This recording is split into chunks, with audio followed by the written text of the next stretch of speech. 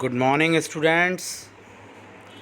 कल जो हमारी क्लास चल रही थी क्रोमोसोमल एबरेशंस, उसमें डिलीशन तक हमारा हुआ था। आज हम बात कर रहे हैं डुप्लीकेशन की।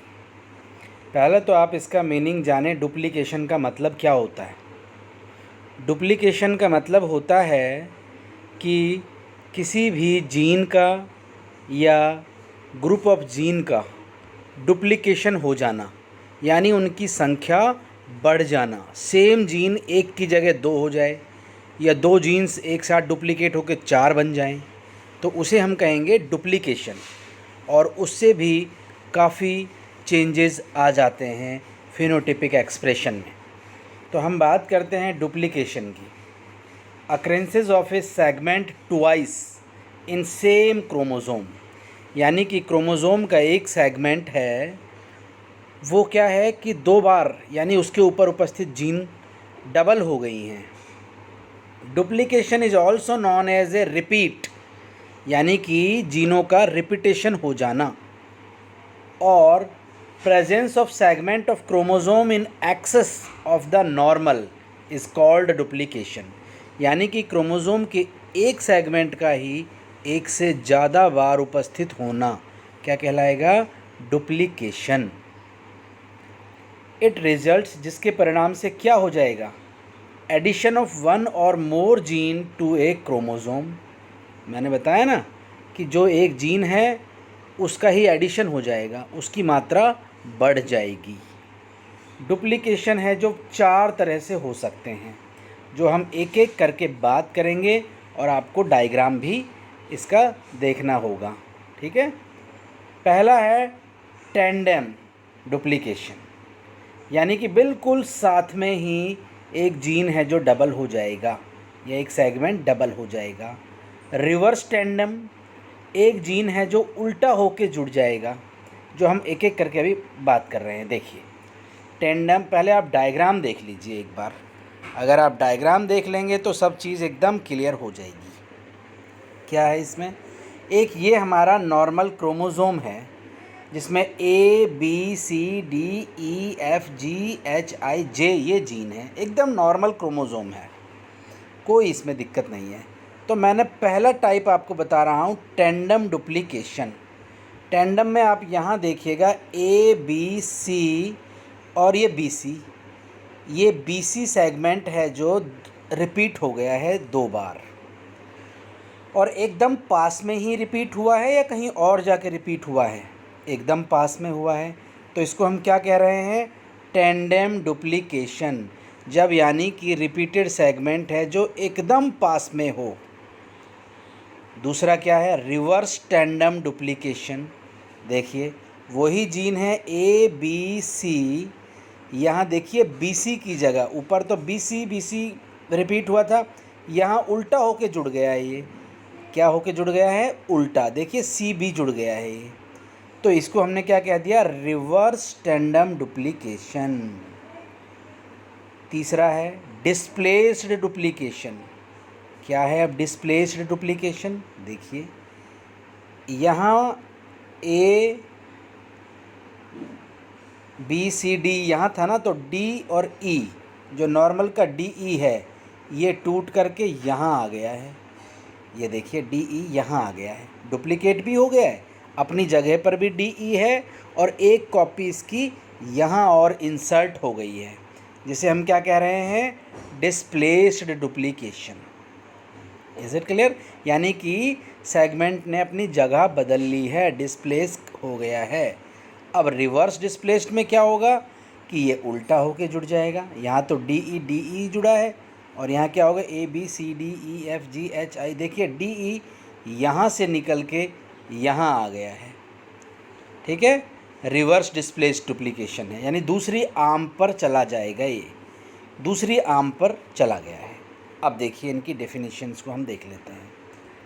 टेंडम में मैंने कहा sequence of gene in duplicated segment is similar to the sequence of gene in original segment.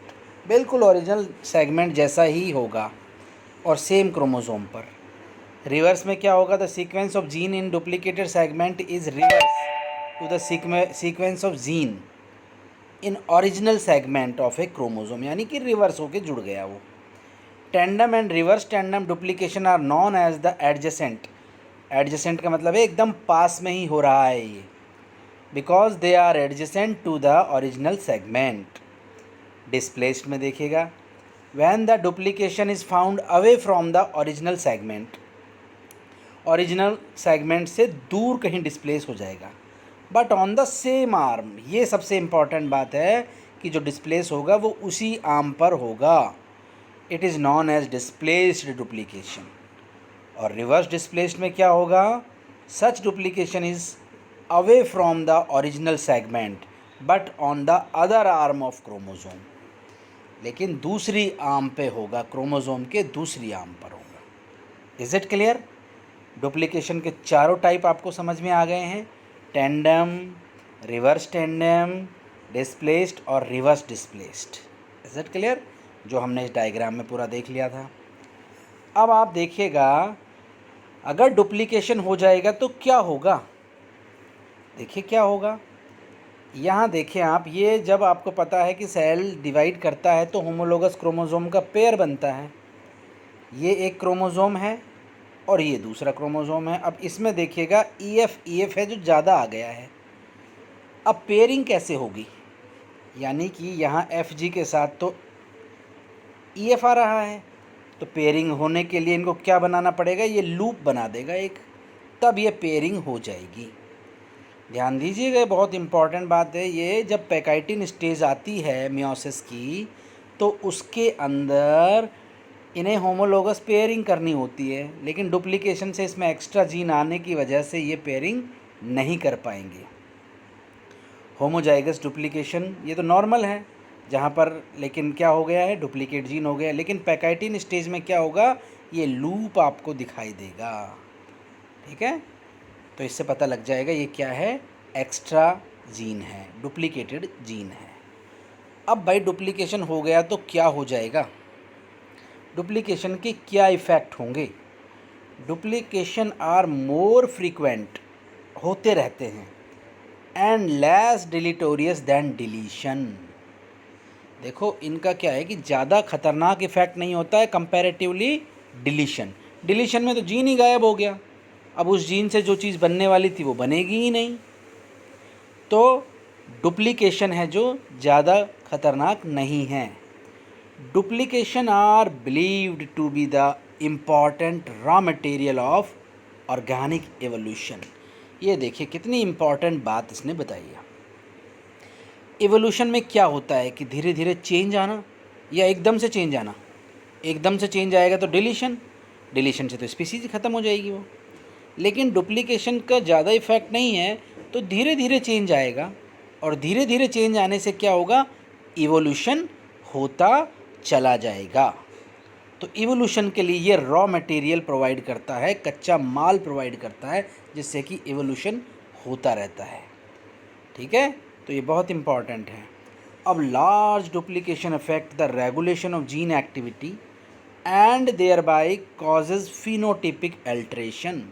और अगर ज़्यादा मात्रा में ये हो जाता है तो ये हार्मफुल इफ़ेक्ट तो क्रिएट करता ही है, और फिनोटाइप पूरी तरह से चेंज हो जाता है, विच इन टर्न प्रमोट स्पेसिएशन. तो ऊपर वाले से अगर थोड़ा होगा तो नई नई स्पीसीज़ बन जाएगी, उसे तो हम कहेंगे स्पेसिएशन. और ज़्यादा आएगा तो फिनोटाइप ही चेंज हो जाएगा, तो बहुत तेज़ी से एवोल्यूशन होगा अगर स्पीसीज़ डिसअपियर नहीं होगी तो. Is it clear? ये है इफ़ेक्ट ऑफ डुप्लीकेशन. अब आप देखिए, एक कॉमन इफ़ेक्ट आपको देखना है, और ये एग्ज़ाम्पल बहुत बहुत इम्पॉर्टेंट है. क्या इम्पॉर्टेंट है? आपने ड्रोसोफिला को देखा था, मैंने जो पॉलीटीन क्रोमोसोम में आपको पिक्चर दिखाई थी, तो उसमें ड्रोसोफिला आपने देखा था, और उसकी आँखों को आपने देखा होगा. वैसे भी आप फ्रूट फ्लाई को बहुत से जूस की दुकान वगैरह पे देखा होगा आपने. तो उसकी आँखें नॉर्मल कंडीशन में इतनी मोटी मोटी पिंक कलर की होती है, यानी वाइल्ड टाइप की आइज़ है ये, जिसमें बी पॉजिटिव है, और ये एक रीजन होता है बार रीजन. इस जीन की वजह से ये आँखें इतनी बड़ी बड़ी होती है. जो नॉर्मल साइज़ की आँखें हैं, एक नॉर्मल ड्रोसोफिला में नॉर्मल क्रोमोज़ोम की वजह से ये आँखें बनती हैं। अब अगर क्या हो जाता है कि इस होमोलोगस क्रोमोज़ोम में एक बार ये बार रीजन डुप्लिकेट कर जाता है, एक बार ही, तो आप देखिएगा इसकी आंखें कैसी हो जाएगी। Fly heterozygous for the bar mutation have smaller bar shaped eye, यानी कि इसकी तुलना में आप देखिएगा आंखें छोटी होना स्टार्ट हो गई है इसकी। बहुत ही इम्पॉर्टेंट एग्जाम्पल है ये डुप्लीकेशन का। ये देखिएगा आंखें कितनी छोटी हो गई है इसकी। अब हमने क्या किया कि दोनों ही क्रोमोज़ोम पे डुप्लीकेशन हो गया, यानी कि डबल कॉपी हो गई बार की, तो आंखें देखिए और छोटी हो गई हैं।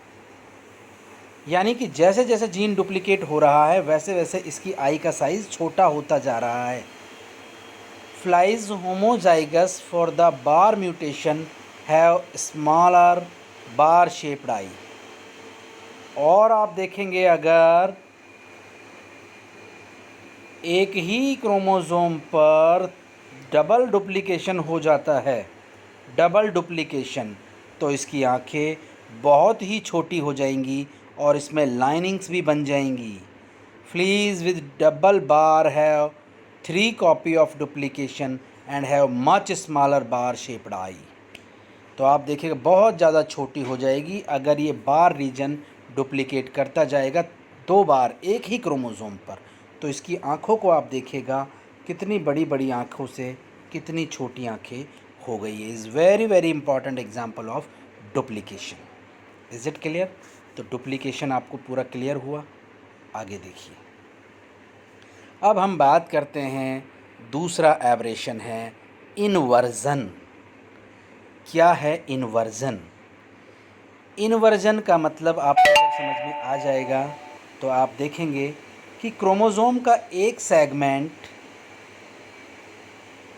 चलो उसको हम पहले डायग्राम से ही बताएंगे, पहले आपको बता दें इन्वर्जन क्या है।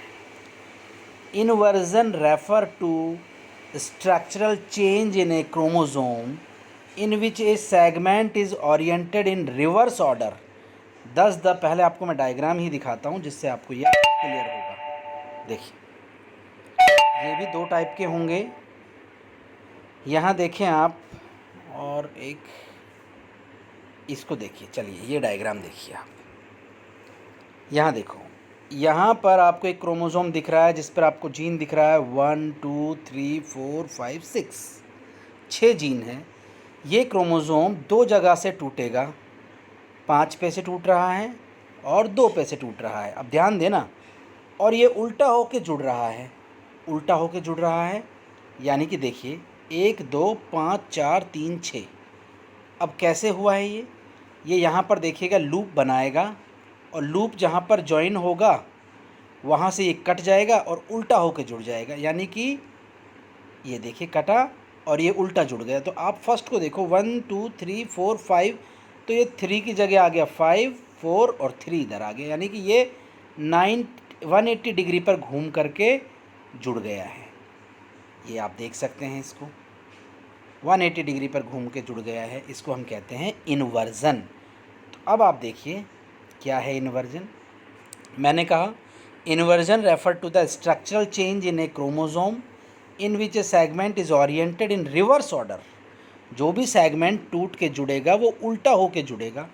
दस the inverter segment is rotate at fully कितना डिग्री पे, 180 डिग्री पर। It leads to change in arrangement of gene loci, जिससे जीन का पोजीशन बदल गया है। Depending upon whether centromere is involved और नॉट। अब आपको देखना है कि जो उल्टा होके जुड़ रहा है सेगमेंट उसके अंदर सेंट्रोमियर है या नहीं। इसके बेसिस पर इन्वर्जन कितने टाइप का होगा, 2 टाइप का होगा। एक होगा पैरासेंट्रिक इन्वर्जन और एक होगा पेरिसेंट्रिक इन्वर्जन। अब हम एक एक करके बात करेंगे। भाई समझ में आया ना इन्वर्जन? अब पैरासेंट्रिक इन्वर्जन क्या होगा? सेंट्रोमियर इज़ नॉट इन्वॉल्व्ड, यानी कि जो टुकड़ा रिवर्स होके जुड़ेगा उसमें सेंट्रोमियर नहीं होगा। Both breaks occur in one arm, और एक ही आर्म में वो टूटेगा। देखिए डायग्राम से क्लियर हो जाएगा आपको। यहाँ देखिए, अरे यार देखिए ये कैसे उल्टा आ रहा है भाई। पेरिसेंट्रिक इन्वर्जन आप देख रहे हैं, यहाँ आप देखें जो सेंट्रोमियर इज इन्वॉल्व हो रहा है। यहाँ देखो आप, तो 1 2 3 4, इसमें आपको दिख रहा है 2 और 3 के बीच में, ये तो पेरिसेंट्रिक आ गया। एक सेकेंड रुकिए। Origin of inversion, facts of inversion, ये पैरासेंट्रिक इन्वर्जन है। इसको देखिए आप पहले। यहाँ मैंने कहा एक ही आर्म में होगा, आप देख सकते हैं ये 4 और 5 जीन हैं जो बस 180 डिग्री पर उल्टे हो करके जुड़ जाएंगे। आप देखें ये 5 और 4 हो गया है, ठीक है। यानी कि सेंट्रोमियर इसके अंदर नहीं है, जो सेगमेंट घूम रहा है उसके अंदर। तो इसको मैं क्या कह रहा हूँ, पैरासेंट्रिक इन्वर्जन। ये है पेरिसेंट्रिक इन्वर्जन। इसे आप देखें, इसमें आप देख रहे हैं, यस, पेरिसेंट्रिक इन्वर्जन में आप देखें क्या हो रहा है यार,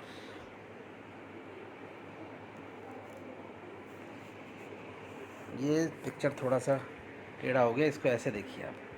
चलिए ऐसे देखिए, इसमें क्या हो रहा है कि जो सेंट्रोमियर इन्वॉल्व होगा, यानी कि जो टुकड़ा घूमेगा उसके अंदर सेंट्रोमियर प्रेजेंट है या नहीं है, बिल्कुल है। तो इसको मैं क्या कह दूंगा, पेरिसेंट्रिक इन्वर्जन। Is it clear. जो भी ब्रेक अकर होगा वो दोनों आर्म्स में होगा, और जो टुकड़ा है जो रोटेट करेगा वो क्या होगा, सेंट्रोमियर वाला ही होगा, जिसकी वजह से क्या होगा कि सेंट्रोमियर का भी पोजीशन चेंज हो जाएगा। Is it clear. आगे देखिए,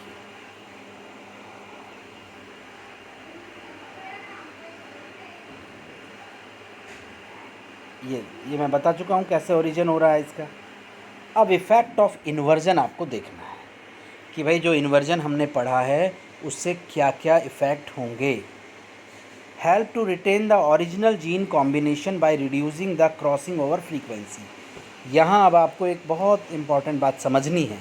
क्या समझनी है कि जो होमोलोगस क्रोमोसोम्स बनेंगे उनके बीच में आपको पता है क्रॉसिंग ओवर होगा, लेकिन जीनों का जो क्रॉसिंग ओवर होता है वो सेम जीन में होता है। भाई दूसरे क्रोमोसोम का वही जीन होना चाहिए जो एक पे है, लेकिन जीनों की पोजीशन ही चेंज हो गई है। अब जीनों की पोजीशन चेंज हो गई तो क्रॉसिंग ओवर में दिक्कत आएगी या नहीं आएगी, बहुत ज़्यादा रिड्यूस हो जाएगी फ्रीक्वेंसी, क्रॉसिंग ओवर होने की क्षमता है जो। Inversion enhance the position effect, बस ये आपको लिखना है। यहाँ पर होगा पोजीशन इफ़ेक्ट, यानी कि जीनों का पोजीशन बदल जाने की वजह से उनका क्या होगा, इफ़ेक्ट भी बदल जाएगा, फिनोटाइप भी चेंज हो जाएगा। Inversion cause chromosome polymorphism with a population leading to karyotypic evolution. यहाँ क्या हो जाएगा, इन्वर्जन से पॉलीमॉर्फिज्म हो जाएगा, यानी कि अलग अलग तरह के एक पॉपुलेशन में क्रोमोसोम बदल जाएंगे, क्रोमोसोम का पैटर्न चेंज हो जाएगा, पोजीशन चेंज हो जाएगी। देखिएगा एक जीन, सपोज मान लिया मैंने 5th नंबर की जीन है जो 4 के पास होती है, 4 के पास तो अलग तरह से काम करती है, लेकिन वो उल्टी होकर के 1 के पास चली गई है तो पोजीशन बदल गया। तो एक जीन का इफ़ेक्ट उस पर क्या पड़ेगा, उससे पूरा फिनोटाइप भी चेंज हो जाएगा। Inversion produce balanced gene complexes super gene through reduction of crossing over, वो तो मैं पहले ही बता चुका हूँ कि क्रॉसिंग ओवर बहुत कम हो जाएगा, which in turn confirm great biological fitness and adaptability, increase evolutionary potentiality, जिसकी वजह से क्या होगा, चेंजेस स्टार्ट हो जाएंगे और वो भी इवोल्यूशन को बढ़ावा देंगे। मतलब इनका भी इफ़ेक्ट इतना ज़्यादा नहीं होता है जितना डिलीशन का होता है। तो नई नई स्पीसीज़ बनने में इन्वर्जन का भी बहुत ज़्यादा इफ़ेक्ट होगा। तो लेकिन कभी कभी कुछ प्लांट्स में देखा गया है कि इनकी वजह से स्टेरिलिटी आ जाती है, यानी कि पोलन ग्रेन्स वगैरह हैं वो स्टेराइल हो जाते हैं, तो अपनी ही स्पीसीज़ को वो फर्टाइल नहीं कर पाते हैं, जिससे उनकी विगरिटी कम हो जाती है। तो बहुत सारे हार्मफुल इफ़ेक्ट भी है इन्वर्जन के, और साथ ही साथ ये इवोल्यूशन में भी मदद करते हैं। क्योंकि इनकी पोजीशन बदलती रहती है और किसी दूसरी जीन के प्रभाव से इनके इफ़ेक्ट भी बदल जाते हैं। तो आज हम केवल ये 2 पढ़ेंगे, डुप्लीकेशन और इन्वर्जन हमने पढ़ लिया है। नेक्स्ट क्लास में हम ट्रांसलोकेशन और नंबर चेंज वाली डिप्लॉइडी के बारे में हम बात करेंगे। तो आज इतना ही काफ़ी है। Thank you. और जो आपको अब असाइनमेंट भी दिया जाएगा वो भी आपको करना होगा। ओके।